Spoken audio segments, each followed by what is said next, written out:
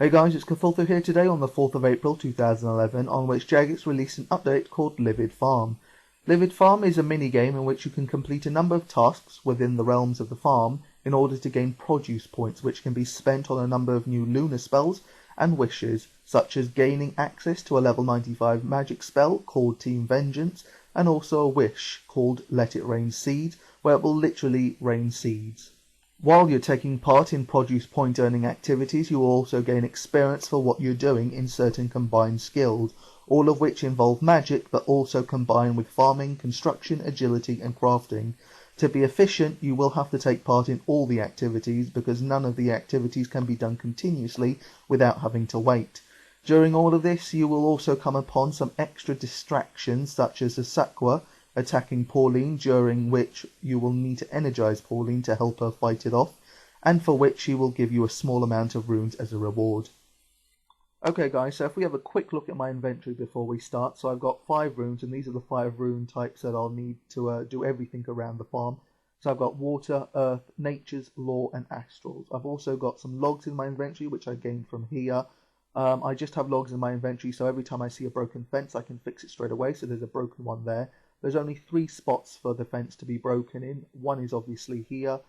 There's a second. There's also a third here, and then there's actually a fourth on the other side. So 4 places that you can fix the fence at. So always have a nice supply of logs. All you have to do is get one off the pile. Obviously you can get multiples by right clicking. Then click on it once. That will be the plank make spell, and then go and fix the fence. So you can see there's one here broken as well. There's another one here as well. So there we go, we've actually fixed all 4 parts of the fences that you can actually fix. So once you've done that, you can go to the farming area. In the farming area, there's 2 main things to do. The first thing is to fertilize the soil.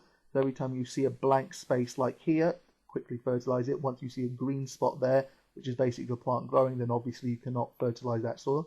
So there's another blank space there that will fertilize. This will give me 20 produce points, just like the fixing the wall will. The last activity that will give me 20 points is actually curing diseased plants. They always appear purple, so there's another purple one down here. When you try and cure it, you'll be asked to diagnose which strain the disease is, and yeah, you can simply tell by looking at how the plant is arranged. So if we have a look at this one has 1 big flower and 2 smaller ones, and the 2 smaller ones are always together like that, and that always lets me know that it's the 4th option. This one here, I have to actually look around. I see that there's 3 plants and that they're all quite small, so I know that this one is actually the 2nd option.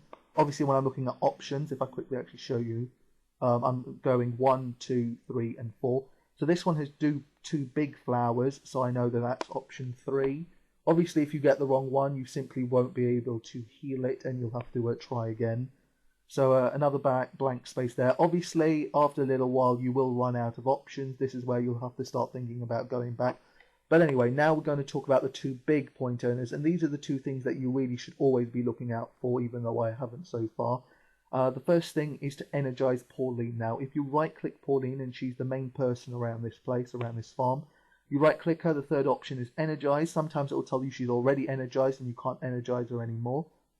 Other times it will take you to this chat dialogue where you will have to encourage her. So there will be 3 discouraging comments and 1 encouraging. So everyone's working except you, obviously not. Care to join me? Obviously not. Look at all the produce being made. That's pretty encouraging. Let's go for that one. And there you go. She says thank you.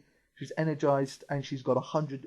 We get 100 points of produce for doing that. If we actually click claim rewards, it'll show you on the 3rd tab, tasks, how much produce you will earn for each task.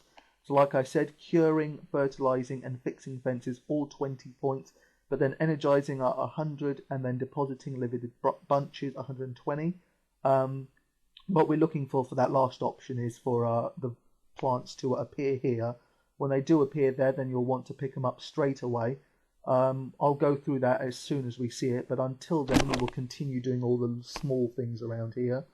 Obviously all the big point earners are something that happen very rarely, or rather at least once a minute, but there you go, you can see it's now spawned in the pile. So we're going to pick them up. This is what you need 10 spaces for, so 10 of these. Click the last one twice and it will bunch up all 10 of them into 2 bunches of 5. using String Amulet or something like that, that spell, the stringing spell, and then simply deposit the bunches into the cart, and that's it. You've got 120 points just for doing that. And then that's it. Every minute or so you can energize Pauline. So if we try and energize her now, it'll say Pauline's currently fine. That means get back to doing all those menial tasks. They may be small points, but obviously they rack up in the end. For the fertilizing bit, you might want to keep this open, your experience counter open, just so you know that you have got experience for it, because sometimes you can be in the middle of a spell and not have cast it on another patch. So there we go, another fertilization there, another one here, third one down there. Then I'll start curing the plants again. So I know this one's a 1, no, sorry, this one's a 2. This one is a 4. After a little while, obviously, you will get used to being able to tell the differences. This one's definitely a 1. And there you go, everything's cured, everything's fertilized. Let's see if we can energize Pauline now. We can. Local won't appreciate this, obviously not. Local will really appreciate this, definitely. There we go. So that's 100 produce points there. So let's have a quick look at how many produce points I've got now. 6,360, so pretty decent, I guess. So myself, I'll probably want to be getting the disruption shield. That just basically means that the next damage your enemy does on you will be 0. Vengeance group, I don't quite understand that completely. I know that everyone in the team will take damage, but I don't know if everyone in the team will therefore do vengeance, or whether the point is just to spread the damage out so no one takes too much damage.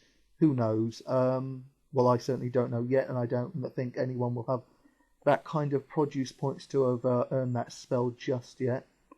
If we go back to the reward, obviously I wanted to get the big points there. But the other one I will definitely be getting is, where is it? Remote farming, so that I know what farming seeds have been, or rather what farming herbs have been diseased. Especially if you want to make seeds like, or rather herbs like torstal seed, then this spell will be really useful. Because the last thing you ever want is for a torstal seed to die on you, because they cost so much. So that will be an extremely useful spell. All the other spells are very useful, just not useful to me. Also, there are wishes, like I told you about. Let it rain seeds, give me herbs. I don't think I'll be using any of these. They look very, very expensive in terms of how much produce you need, and I would assume that you can only use it once and then you have to unlock it a second time and a third time, and so on. So thanks for watching, guys. Hopefully we've covered absolutely everything. Actually, the only other thing to say, and I did mention this earlier, is that there will be distractions every now and again. Another distraction I noticed was that sometimes a woman will appear here, and her familiar will appear here, and the woman will ask you to diagnose her familiar, find out what's wrong with her familiar. To do that, you'll have to cast Monster Examine, and to do that, you'll need a Cosmic rune, and you'll also need a Mind rune, 2 runes which I haven't brought with me. I would assume that for doing that kind of distraction thing, that you'll get runes in return as a reward. So it probably isn't worth it for high levels you don't really care about. The small amount of runes you will get, and you will get a very small amount, something like 10 astrals and a few fire runes and stuff like that. So thanks for watching, guys. Until next time, see you around.